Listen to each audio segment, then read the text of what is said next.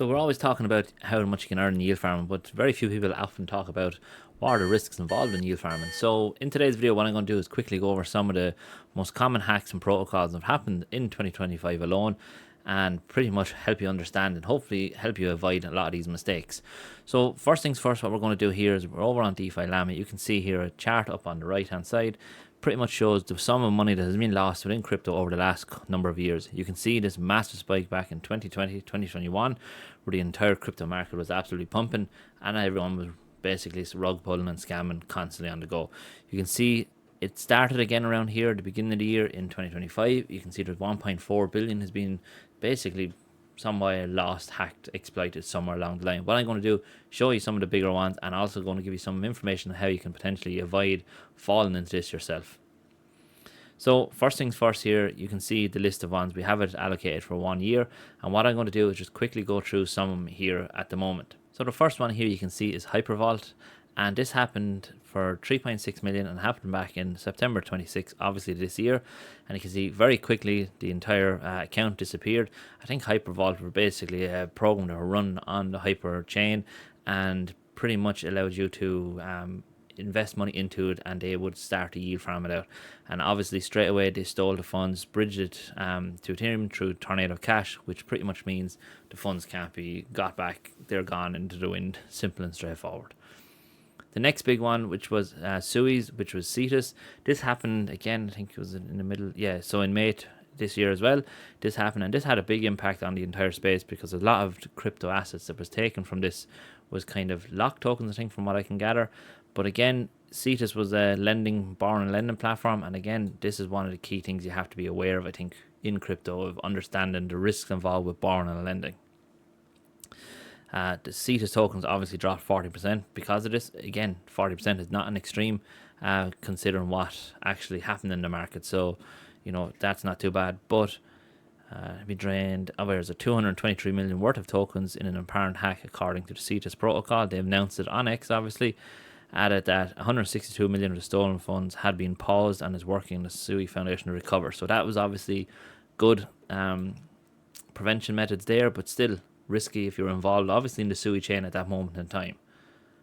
Next we had Bunny XYZ, which was another platform. So you can see here the shape shifting exchange. This is on Ethereum, I think it was, and again 2.3 million was exploited from this. You can see how quickly the picture is being built here of different protocols and different platforms, different chains. The risks are always there for every single thing, no matter what you do. Something you have to be aware of. So you can see there again we have 2.3, and I think it went through Tornado Cash as well, and pretty much was lost. And again, you can see the total losses was 8.4 million because on this actual, I suppose, exploit hack or whatever you want to call it. So all you need to do is kind of understand the risks involved. So if we just quickly change these chains, and I want to just look on the base chain for a minute, you can see here all the different ones. Now some of these are probably you're not familiar with, you might never have used, but you can see here this one, BTC Turk, 14th of August 2025, 48 million was lost from this. So again, you can see they're not just small amounts like we'd see over here with the 17,000. There are large amounts of money being lost from these, and you can see the impact this will actually have on your own portfolio, the tokens you hold, and pretty much the general crypto market. So there's another one. So we have this Femex, which was 85 million was gone again on a load of different chains, 7+ chains. And I think the key thing here to remember is the technique. You can see the private key compromise. How many of these private keys have been compromised? And this is going to kind of lead us on to the next thing that I want to kind of explain, of the importance of knowing your private keys and understand it. Now, I understand people will fall to problems if there's contract problems, things like that. But again, to avoid contract problems, you need to kind of maybe stay out of projects that are only launching. You're not sure of obviously how to read contracts.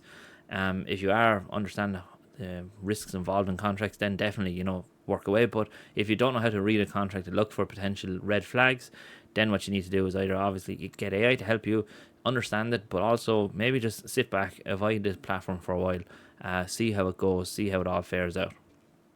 And you can see obviously private key compromise was one of the biggest ones, I think, from the techniques that you can see. So there's one there, There's a few more of them throughout this entire thing.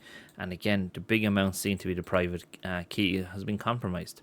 So this leads us on, I suppose, to the next thing of how can you prevent it? What can you do to get into it? So there's two different scenarios, and I jumped over here to AI just to kind of give me a starting point to kind of for this. But you can see, obviously, hacking is one of the major ones, and this is going to be focusing heavily on exchanges and platforms. So again, if you have crypto sitting on an exchange, again using this example, I think it was Bybit, was it? Gain control of the Ethereum wallet, stealing 1.5 million in the largest single exchange theft on record. So again, if you have crypto, don't have it sitting on an exchange for no reason. Get it into your own storage, get it into a cold wallet, and have it away from everything. So if an exchange goes down, then your funds are away from it. It's the same principles follow through as if you're involved in DeFi. If you have funds that you're not really sure what you're doing with them, get them off DeFi, get them into your own wallet and hold them. Now again, I know there's going to be people out there that follow a lot of these videos and look, they're wanting to earn yield. And again, there's nothing wrong with earning yield. However, you need to make sure you have your overall kind of portfolio bags protected, because the risks are there no matter what you do. So I suppose it comes to the general user, and this is probably one of the key areas, and some of these things that I've seen over the last couple of years in crypto is this phishing and wallet hacking. People open themselves up to potential exploits very quickly when you're downloading programs, and I think the most common one can happen is you download a program. What happens is the program sits there until you go to copy and paste wallet addresses. So more than likely what happens is you're going to send crypto from one address to another address, and what you do is you copy your address, your receiving address, and you go along and you send it. There's actually bots, malware that can be downloaded here that will change the code or change the address that you're sending to without you even realizing. So you'll copy it, and on the clipboard, it'll change it, and as soon as you paste it, you'll be none the wiser to it, and off you go. You'll send a transaction to it. You can never get anything back. It's gone. End of story. So again, two things here is, one, always do test amounts. So no matter what you're doing, send it as a test amount. So if you're sending $100, send $1 if you can afford it as a test amount to the address to make sure everything's working. And even at the second time when you go to sell it the full amount, double check the addresses are right. It takes only 2 minutes to go back and check, and it'll save you a massive amount of heartache. The other big one which I seen was the obviously phishing attack through emails.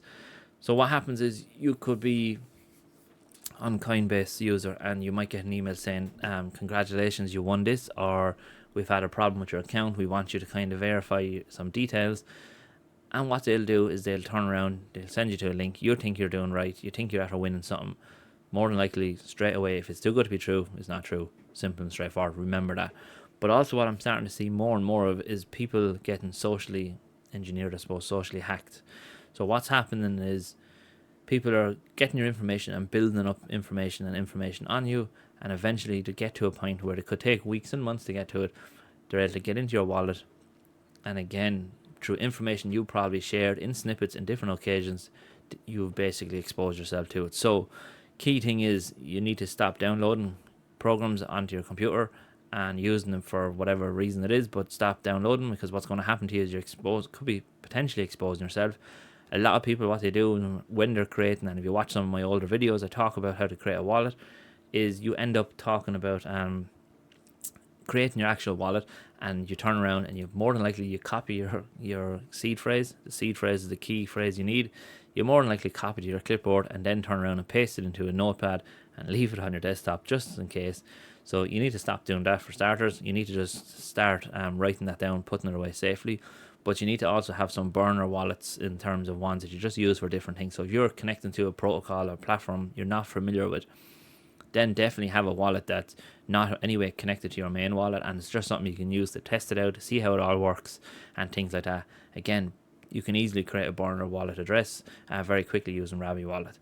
So I suppose brings me on to my final thing is try and stick with tried and tested platforms. Yes, this is not going to be the key to success here, but the thing is, what's going to happen is the tried and tested ones have withstood all the market problems, have withstood all the tests and things like that. And yes, it can still be hacked, and yes, exploits can still happen, but the key here is they more than likely have a better system built in there to prevent exploits, because they went through it all.